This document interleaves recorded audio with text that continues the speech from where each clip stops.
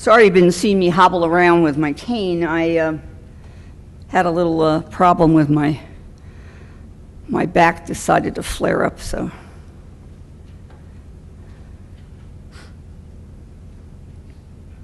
Okay, what I'm going to talk about is a disaster education program that I worked on as part of my DNP presentation that I did up at Binghamton. I actually worked in 4 different counties, and we call this whole project a Geriatric Passport Project, mainly because I felt very, very strongly after Katrina that there was a need for us to educate elders about disaster preparedness. And I saw that again in Hurricane Lee, and recently in 2011 when we had flooding. So when you look at the background and situation of disasters in the southern tier of New York State, you look at really there's multiple counties, but I'm asking you to look at this particular picture that talks about the counties in orange. That's the southern tier east region. Okay, and I basically did 4 different counties that I included. Delaware, which is a very large county, equivalent to Rhode Island, Otsego County, Schoharie County, and I also did Broome County. So when I did Broome, I ended up with some of the city folks, city elders, and when I did the other counties, they were all in the rural areas. So it was quite a number of clients when you look at the bigger picture. Now, the weather-related natural disasters affecting New York State have been enormous, and they seem to be growing. And this particular slide talks about the Hurricane Sandy and other hurricanes and Northeast flooding, and each one in regards to billions of dollars that it costs us in regards to each disaster. Now, if you look over in the total death, and there you look at the number of people that have passed. And the reality is that many of those folks were elders that did not need to die, okay? And so when you're talking about this from a larger perspective, you understand that we also have to identify the hazards that we have to deal with in our own regions. So if we're nurses and we're gonna go back and talk about disaster education, if I were to ask the question in the room right now, how many of you have a disaster plan? Individually in your own house. Do you know where you're going to go? Do you know what you're going to do? If you get evacuated, where are you going to get evacuated to? Most people would say, I don't know. That's the answer I got. Even 4,000 people I could ask, and they'd all say to me, maybe 10 people would raise their hand that they know what they're going to do. So as a result, I looked at the hazard mitigations, and this is what I came up with. There was flooding, severe storms, obviously winter storms, and we also have a tremendous problem with hurricanes and flooding situations up in our rivers when we do have these storms. Now, if you look at a summary in regards to the hazard events, okay, you look over at the first particular slide, just Broome County 601, Delaware 536, Otsego 616 total events, and those are all natural disasters. Now, when we look at problems with the elders, okay, and this is what I'm trying to address, we look at what do they normally have a problem with. Obviously, falls. We look at the incidence of diminished sensation, sensory loss, hearing, vision, all the problems that we deal with as nurses or as physicians, and we look at the major problems, and elders have the most. Sleep disturbances, urinary incontinence being a real problem for a lot of elders, and dietary restrictions. We also have the problem of cognitive changes. And what we notice the most in disasters is that if you take elders and you put them in an area where they're stressed and where they're placed in a large 500 other people in the same building, okay, for a disaster evacuation center or shelter, over a few days, some of these folks lose their ability to think and process just because they're out of their own environment. So the problem becomes that you have disaster preparedness for elder populations being a major public health issue. And when you look at Katrina, there was a tremendous number of people that died that did not need to die. And that in addition, you have elders that really could handle disaster preparedness if they were taught, if they were helped a little bit by their family members, and if they're prepared ahead of time, i.e., do they have a disaster pack in their house already, ready to grab? Do they have their medication list available to them? Do they have pharmacy numbers so that they can call a pharmacy and get meds if they need to? So this became a trail of things that was happening over and over and over again when you deal with elders. Despite all of these things, and despite the ability that have been identified by Fernandez in his literature, you start realizing that this particular individual can take care of themselves if they're given the chance. But we're not doing anything about it. That is, we run a disaster education program for people in general, but we don't focus on that elder population at all. So my goal was to try to do that. Okay, so the purpose and goal of everything was the geriatric passport was to increase the level of disaster preparedness among community dwelling elders. I'm not talking about the elders that are already in a nursing home. I'm talking about the people that live out in the community on their own and very much capable of taking care of themselves in many ways. But when they're placed in different environment, just like all of us, we get scatterbrained and not very good in regards to responding. Okay? So the goal of the pilot project was to increase the level of preparedness for each elder participant in the community. And I did use the health belief model and the components and linkages. And if you look at this slide, you look on the left, and you see the modifying factors are age, gender, ethnicity, personality, socioeconomic problems, or knowledge base, okay? If you look at the center portion of the slide, those are the individual beliefs of how the person looks at their perceived benefits or their perceived severity or susceptibility to a disaster. Is that disaster going to affect me? You know, what can I do about it? The self-efficacy part, which is important. And then the last portion, we're looking at the individual behaviors of each person, and we're also looking at the cues to action. What is the cue that's going to set me off that I'm going to prepare myself for a disaster? In many cases, it might have been after Katrina, people thought of this.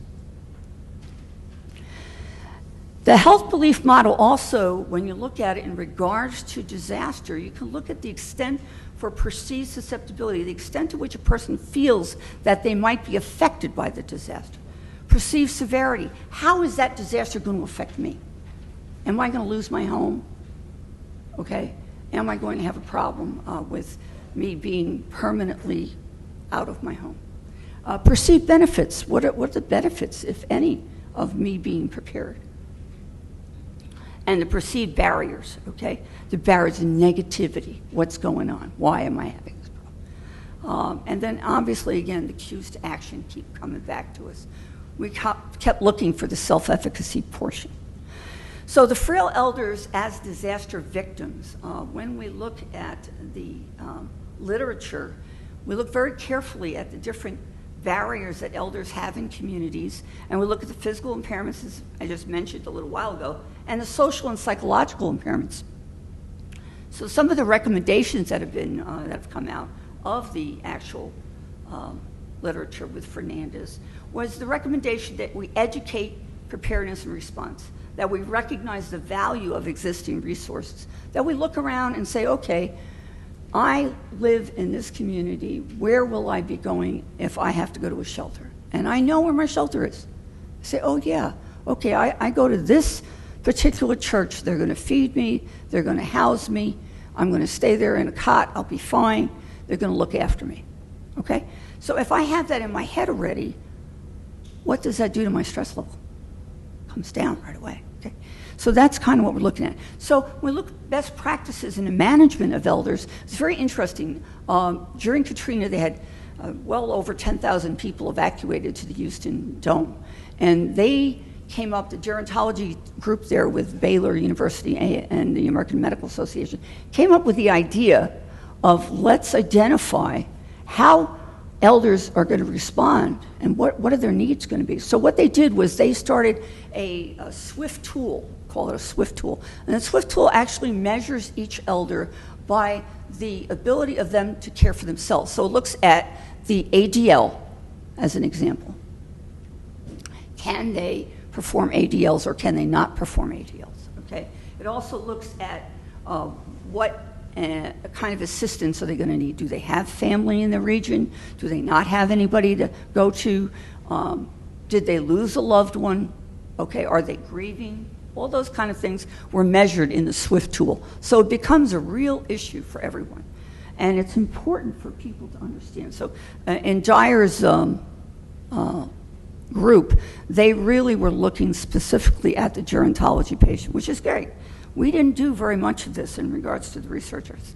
Now, one of the studies I did was by Loki in elders in Hong Kong, and what they did to measure their level of disaster preparedness in elders. They did a cross-sectional example of 1,137 patients and elders living in Hong Kong by a telephonic survey. And what they found was the overall preparedness was about 22.4%. The specific findings was fascinating. They were all ready in regards to a survival pack, so 87% of them had a survival pack, and 54% had predetermined ways to communicate with their family. So only about half had their ways to communicate with their family.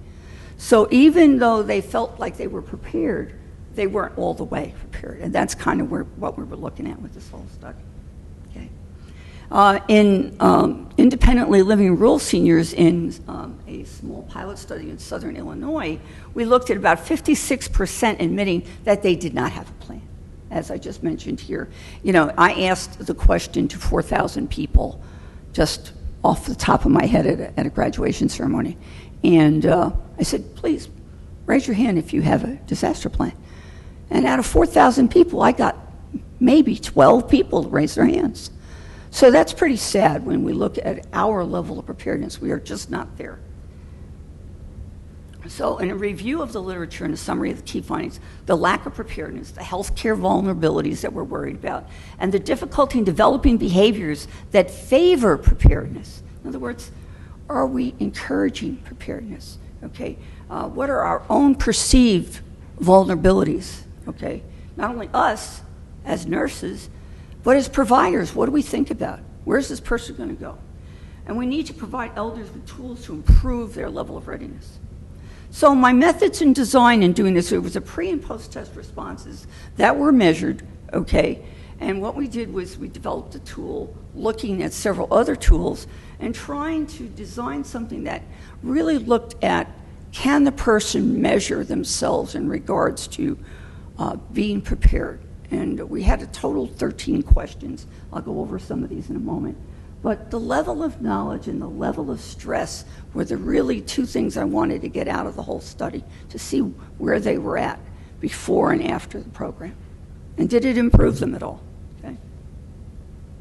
So when I looked at the conceptual and operational definitions and outcome variables, I looked at their level of preparedness, their knowledge base, and then their level of stress. Those three things were the big things out of this whole, and it was fascinating because when I looked at the results, I said, nah, that can't be that way, and I was surprised in regards to some of my results. The hypothesis, elders who participate in the disaster education program will have a higher self-reporting level of preparedness in post-test, pre-test. So that's important. And then we also look at, they will score higher on knowledge base, okay? Post-test, again, and pre-test. The disaster education program information sessions lasted about an hour and a half, okay? And each group we reviewed emergency supplies, we reviewed the stages of disaster management, we reviewed safety issues, evacuations to shelters, and communication plans. The information packets I utilized were really already made up by FEMA, and all of these are available. You can order them for your office if you so desire online, and they all involve you getting different pamphlets and handing them out to your patients. Preparing for emergencies now, emergency preparedness crossword puzzles. I gave that to the children, sometimes grandchildren of individuals. And I also had a little pamphlet on taking care of your pet. So the results. Participation by geography, fascinating. 76.2% were in the rural areas, I told you, of upstate New York. The 23.8 was in Broome County, which was really the city of Broome, Binghamton. By county, we had a pretty even keel with Otsego and Schoharie, number-wise. And then the smaller number was in Broome, and Delaware had 19%. By demographics, basically we had a large female population of 76.2% and a smaller population, 23.8 with the males. When we look at upstate New York, we had a very large white population, 92.9, and a Hispanic population, it was very small, 7.1. By age group, our largest number, believe it or not, was the 70 to 79 population, okay? Our 80 to 89 was also very involved, and our 90 to 99 were involved. Fascinating, right? And these people wanted to know what to do. Interesting, when we look at the 50 to 59, not so much attending the classes. The disaster kit information caregiver, some of the results were this, okay?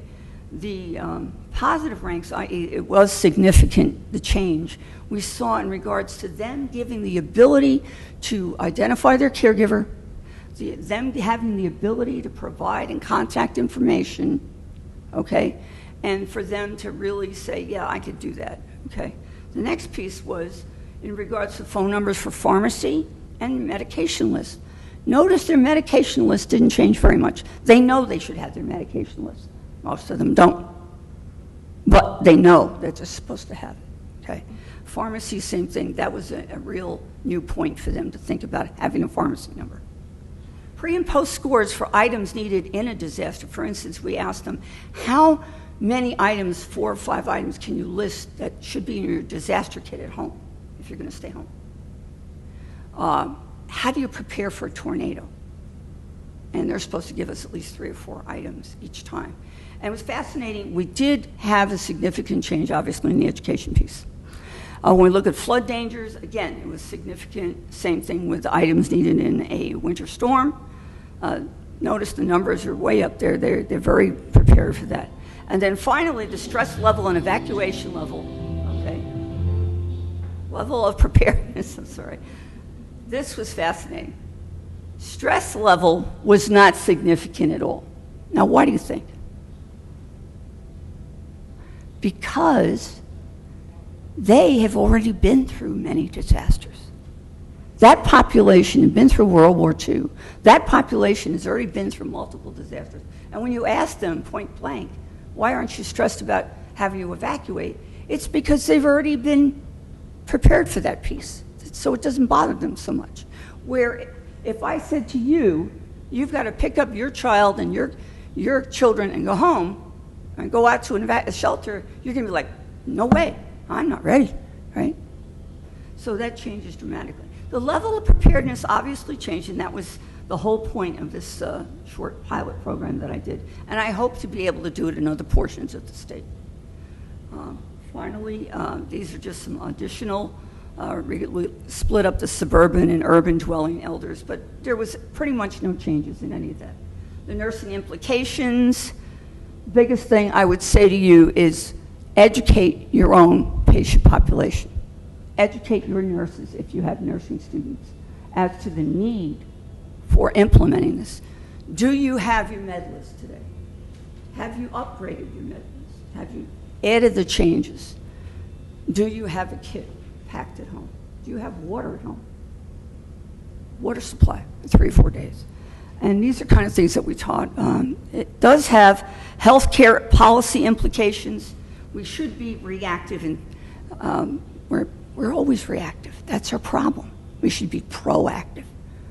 We should be proactive in regards to educating people. That's our job. And if we're not really getting ready for climactic changes that we're seeing in the weather and so on, we're not doing our job as nurses. So the implication for disaster research is very great, and the difficulty that everybody has is we don't know when it's going to have the next disaster, but we know it's coming. We know it's coming. It's just that we're not saying, oh yeah, we're ready. So that is our biggest problem. And I will finish there. There's my references, and if you have any questions, feel free to. No questions? No? Okay, thank you very much.